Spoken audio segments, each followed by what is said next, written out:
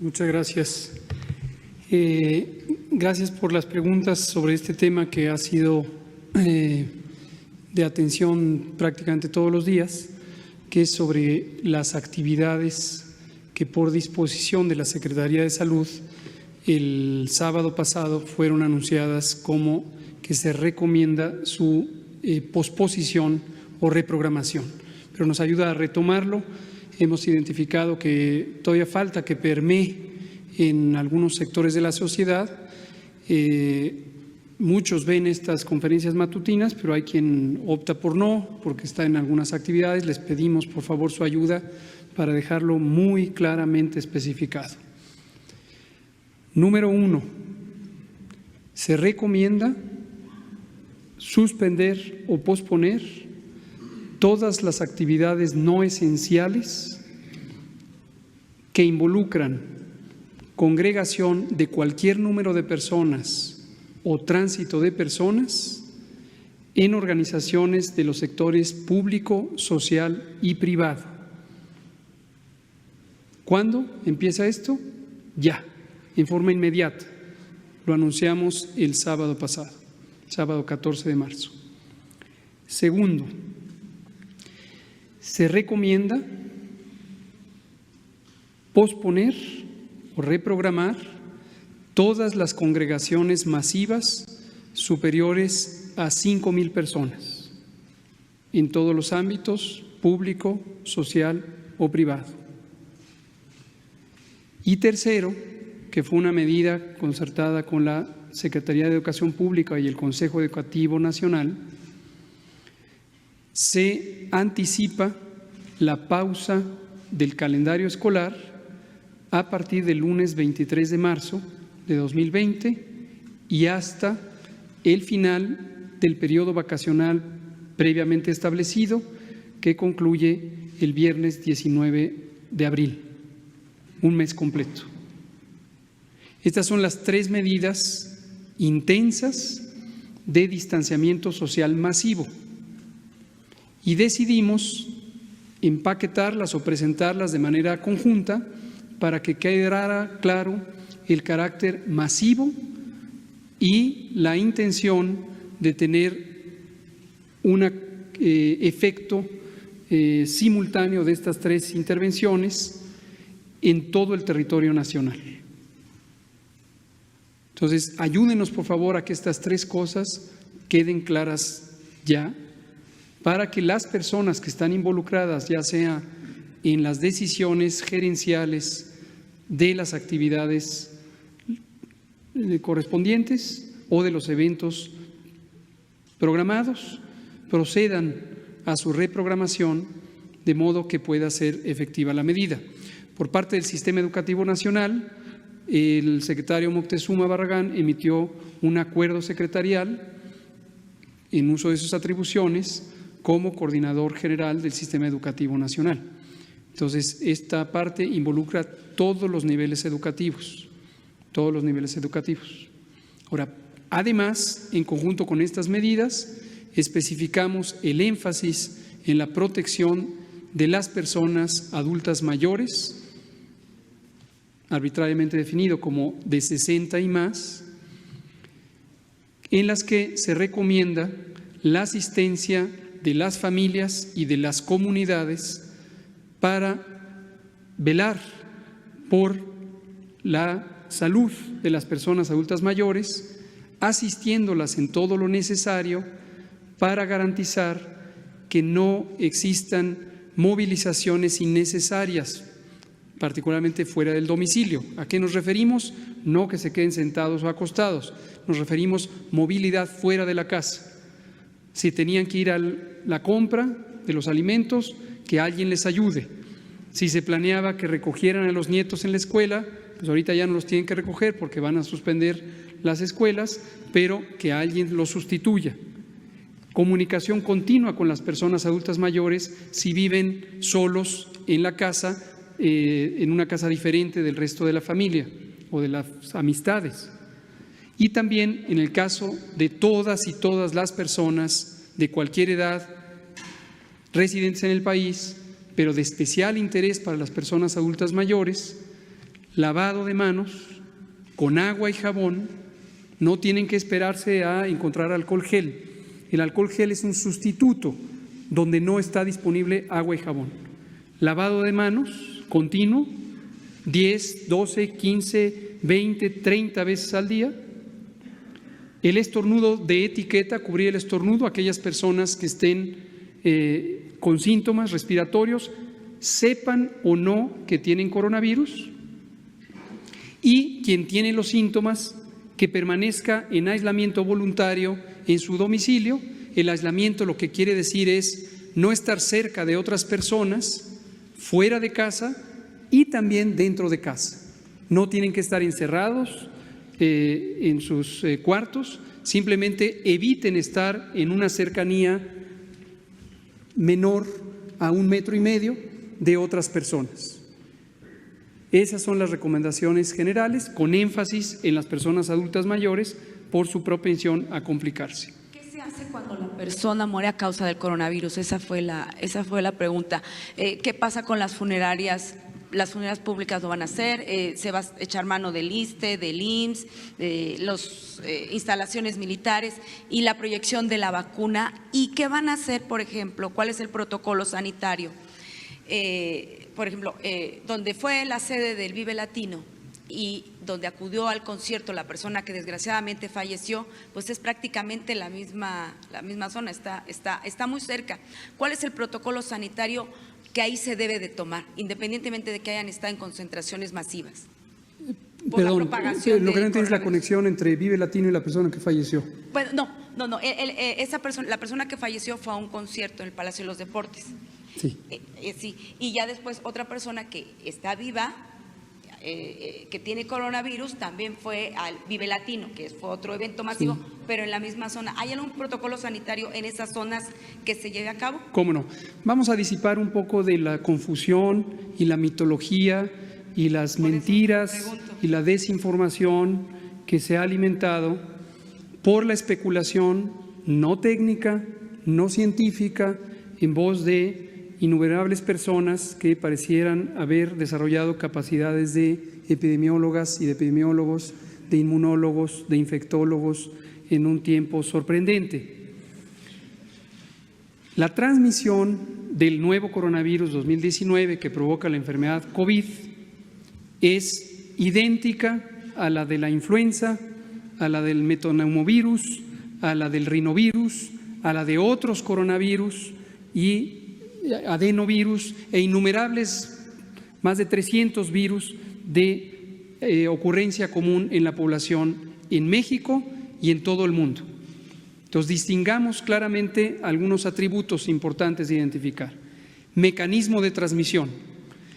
El coronavirus, al igual que todos estos virus respiratorios, se transmite por las secreciones, por los líquidos respiratorios que todas las personas proyectan por nariz y boca al estornudar, al toser, al hablar, al gritar o al cantar. Y se pueden propagar por dos vías principales o dos mecanismos principales, uno directo y otro indirecto. El directo es cuando estornudamos, cantamos, gritamos, hablamos. Todos tenemos aquí enfrente, incluso solo con respirar, una nube de partículas líquidas, de pequeñas gotas microscópicas que no las vemos a simple vista, excepto que tengamos un contraste de luz.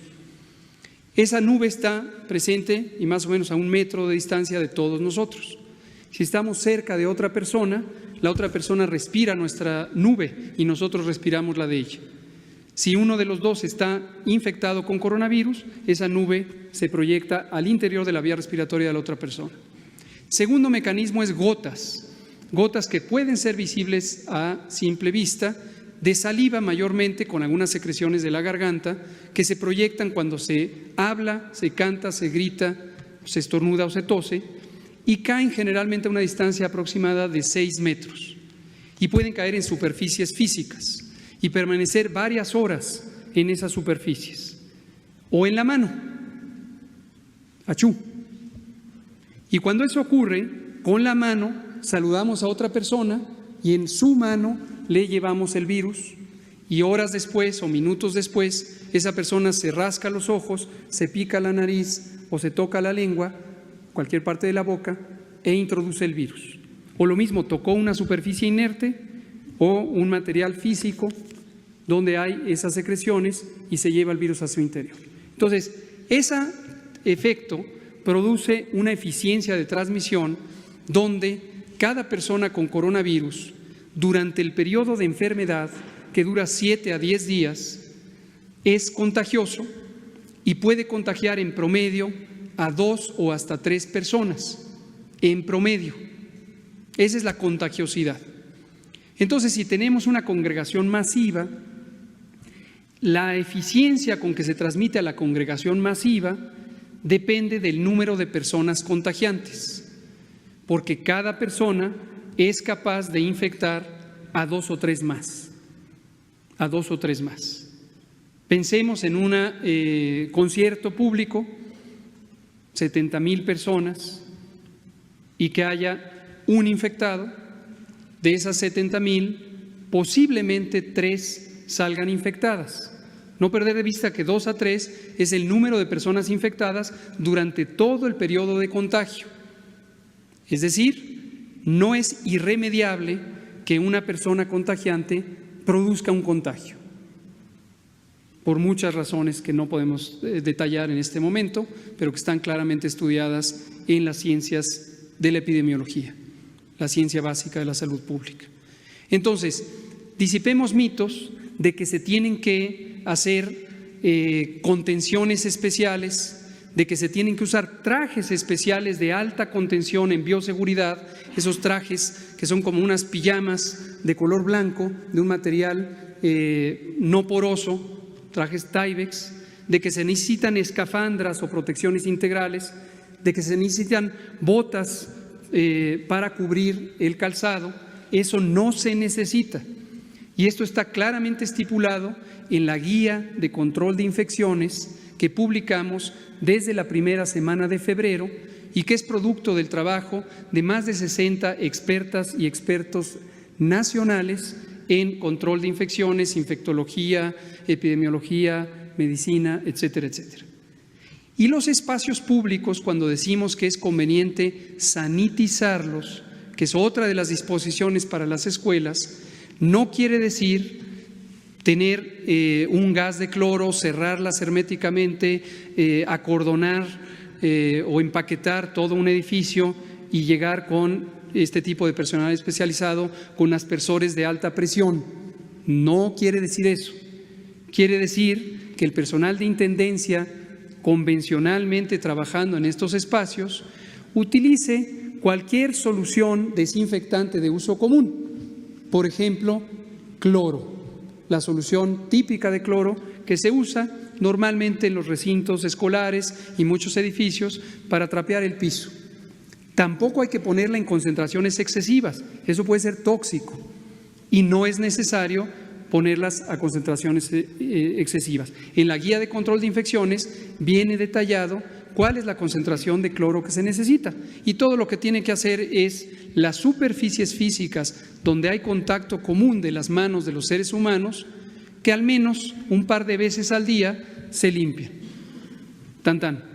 No se necesita el piso, trapearlo de esa manera, no se necesitan las paredes, no se necesita el techo. Y finalmente, como medidas de protección, no se necesita que la población esté con cubrebocas, mucho menos cubrebocas de alta eficiencia, mascarillas N95. No se necesita. Eso es espectáculo, no ciencia, no técnica. Eso no protege, eso da una falsa sensación de seguridad o la oportunidad de salir en fotografías. No se necesita.